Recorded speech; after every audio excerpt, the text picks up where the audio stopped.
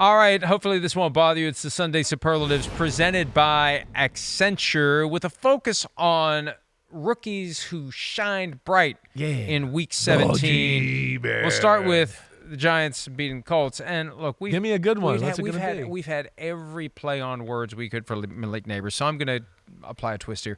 Ground the planes.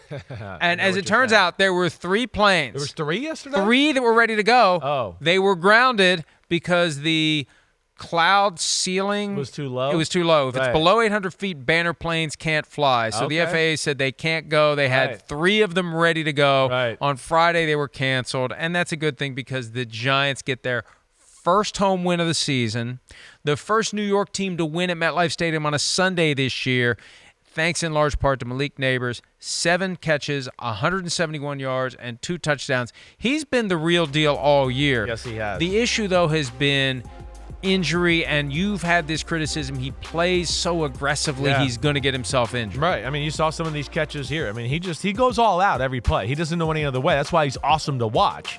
It is. And I mean, incredible play there, catching a short pass, splitting defenders, pulling away from everybody. But yeah, when it's the 50-50 balls, diving for a ball, whatever, he puts himself in so many crazy positions that, he plays the position a little more physically than you usually you usually expect to see a receiver play. But man, that was fun yesterday. I haven't had a game like that with the Giants all year. And they went from the first overall pick to the third overall pick. I know, which isn't a killer. I understand, like, the Patriots have the number 1 pick right now. Think of what you'd have to give up to go from the third pick to the first pick. That's what the NFL wants to have apply a firewall between the regular season standings and the draft order.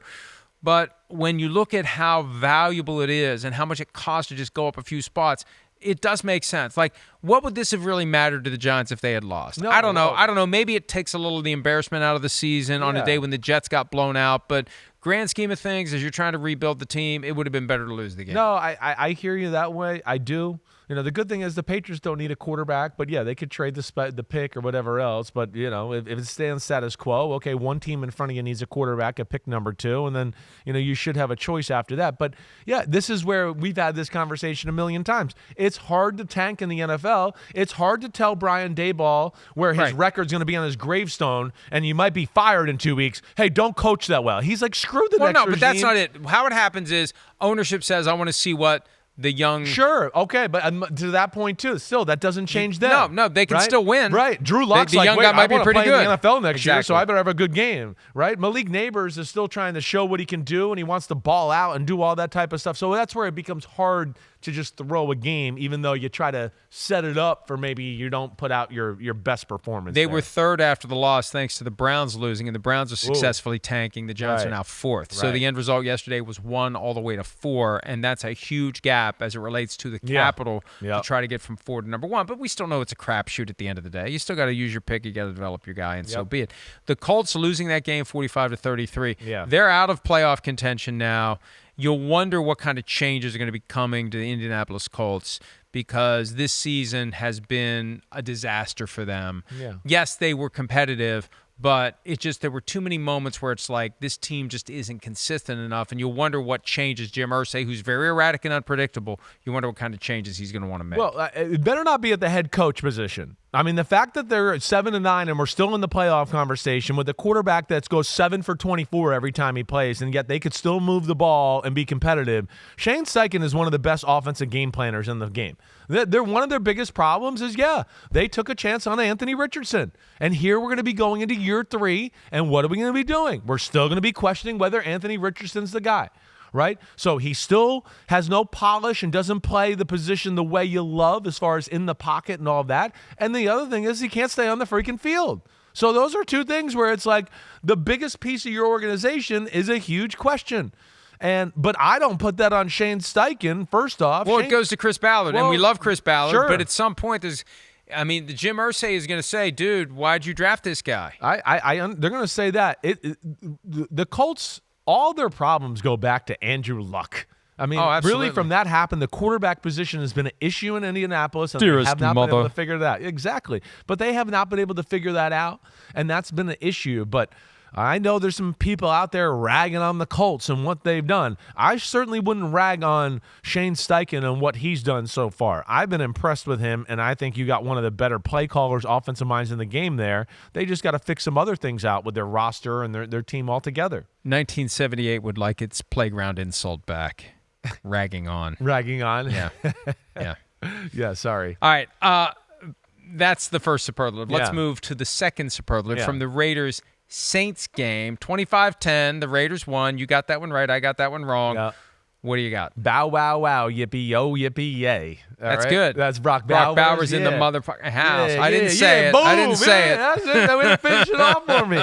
But exactly. I mean, I feel like is that Atomic Dog? Yeah, that was Snoop, right? That was Snoop. Yeah, but I think it goes all the way back to Atomic Dog. If you're older, you would know it's Atomic Dog. You're right. They used to make the remakes of that type of stuff. But like Brock Bowers, the year he's had, one, I feel like because of some of the other rookies and Jaden Daniels and Malik Nabers, like we've talked about, doesn't get the attention he deserves in what he's doing. Like, that's the amazing thing to me. And last year, like, Puka Nacua had this great year. And, oh, my gosh, this rookie and all these catches. Look what he's doing. And Brock Bowers is going to beat it. And he's gotten, like, half the hype Puka Nacua got last year. Well, because the team stinks. I get it. I understand that still. But, like, I mean, damn. I mean, it's been impressive when you're the go-to guy as a rookie on your football team, literally from about week 2 on, where they were like, okay, he's the guy. We're going to feature the whole pass offense around him. Just amazing what he's done, how seamless he's made the transition. Tight end from college to the NFL is one of the harder positions to adjust to. Why? Because there is a way deeper playbook, the run game, you're involved in different calls and things at the line of scrimmage. Of course, you're blocking defensive ends now that you're going, yeah, I saw a few of these in the Looks SEC, good on the board. But every week is like, wow. And, of course, you're having more matchups and people that can cover you in certain ways too, and he's been phenomenal the whole year. So he breaks the rookie receiving record that was 1 year old, and he also breaks the tight end rookie yardage record that is 63 years old. Yeah. Mike Ditka, isn't that amazing to think of the way the game was in the 60s? Right. And that Mike Ditka had 1,000+ receiving yards as a rookie tight end out of Pitt. Right. That unbelievable. Just shows you how awesome he was. Unbelievable. Right. Just throw him a little pass and he just run over people. Exactly. With the old helmet with the single bar and He was a beast. He was Gronk before Gronk. So it's a good piece for the Raiders to have, and it's a nice consolation prize because they were on the outside looking in for a quarterback. 6 were taken in the first 12. Yeah. There they were at number 13. I think they fully expected to be able to get a quarterback, 100%. as evidenced by the things they didn't do to address the quarterback position in free agency. But, yeah, they got a guy they can build around now moving forward. All right, game that I don't think anybody cared about. I was going to say friends and family crowd, but I don't even think they care at this point. Jaguars beat the Titans 20-13. My superlative is this, though, as it relates to Brian Thomas Jr., head coach magnet.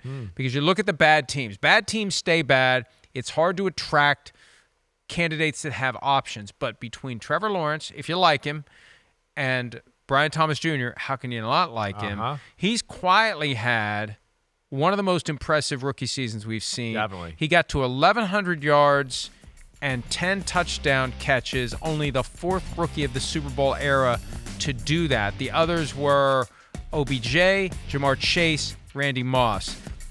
And he's lost there, just like Brock Bowers has lost with the Raiders. Yeah. He's had a great year, right. And this is a guy that might make that job more attractive if and when Doug Peterson is fired. And we don't know that Peterson's going to be fired, but feels that way. It feels like that's what's going to happen. Yeah, it does. This guy is awesome. He was your number 2. My number 2. Well, I got a lot of flack. I'm proud of this because, like, a lot of people tried to crap all over me about having Malik Nabers and Brian Thomas Jr. in their own class ahead of Marvin Harrison Jr. So I did. I took a lot. I got roasted on, Twitter and social media in general. But, fortunately here, this is one where I was right.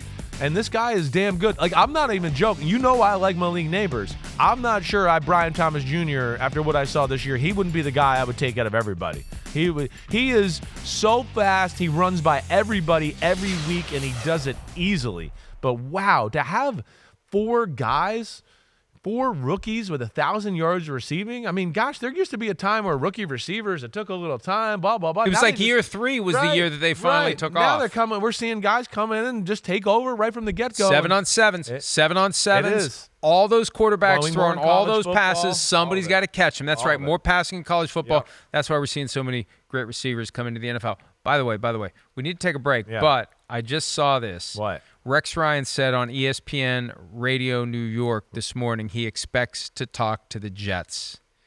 And he's been banging the drum to go back. I mean, it's a little Billy Martin and George Steinbrenner possibility. Right. But somebody told me when this all started to go sideways, you watch, it's going to be Rex Ryan going back to the Jets. Hashtag not surprised. Yeah. Hashtag it's the Jets. Well, and hashtag nobody else wants the damn job. Anybody with options doesn't want the job. That's a long hashtag, but that's the thing. Rex Ryan wants the job, and Rex Ryan's a guy you can sell. Yeah. Because Rex Ryan's been there, he's done that, and it will excite some of the fan base. They will do that. They certainly will. But it's one there. You're setting yourself up where if it doesn't go well, man, you're gonna get roasted over it. So we'll see where that goes. But yeah, Rex Ryan has been banging the drum, and we'll see what happens. All right, let's take a break. When we return, we're going to peek back into Saturday's triple header. We'll talk about 2 of those games when this Monday edition of PFT Live, presented by Accenture, continues right after this.